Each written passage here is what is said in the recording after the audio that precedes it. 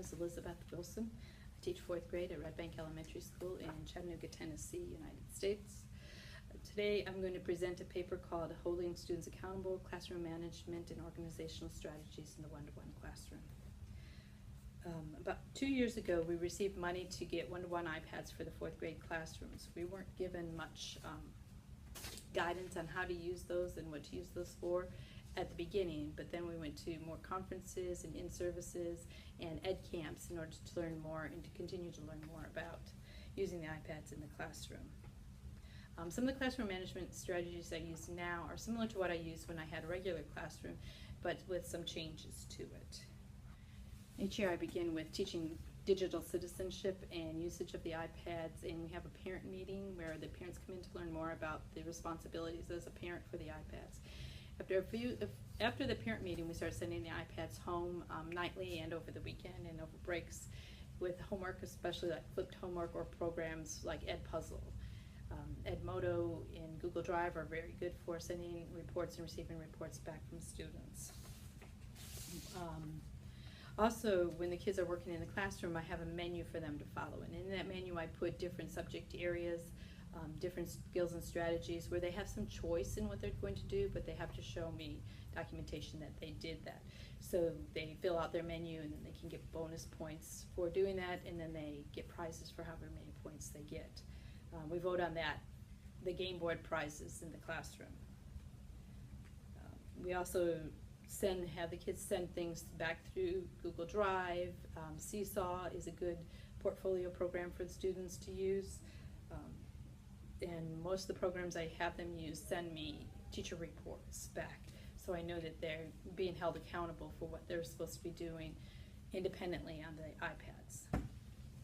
Classroom management is important, especially in the digital classroom, the one-to-one digital classroom, because the students are doing more independent work. And so we begin the year teaching them policies and procedures to follow using the one-to-one iPads. We have the parents come in and learn more about the iPads, and we really practice those routines as far as for the classroom management.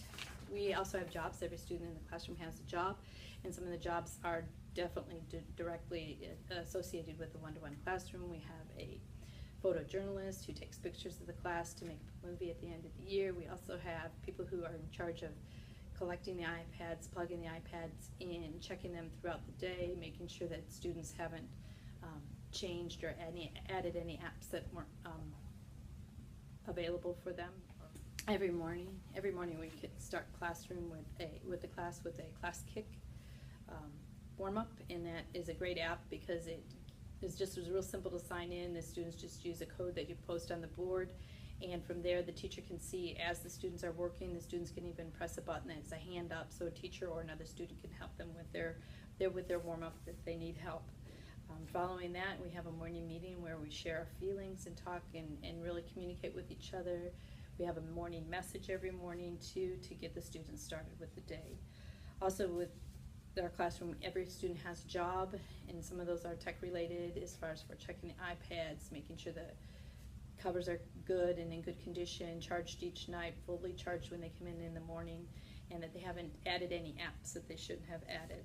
Another management strategy I have are positive points, where the students can earn points for doing various things correctly throughout the day. And the nice thing is they all earn it together, working toward a prize, and I don't take points away.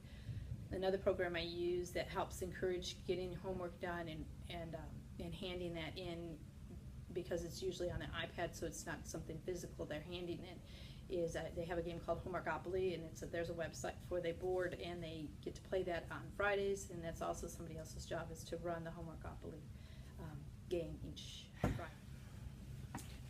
Another thing with iPads is that there are so many resources out there that teacher or student and student families can get overwhelmed with all the choices out there.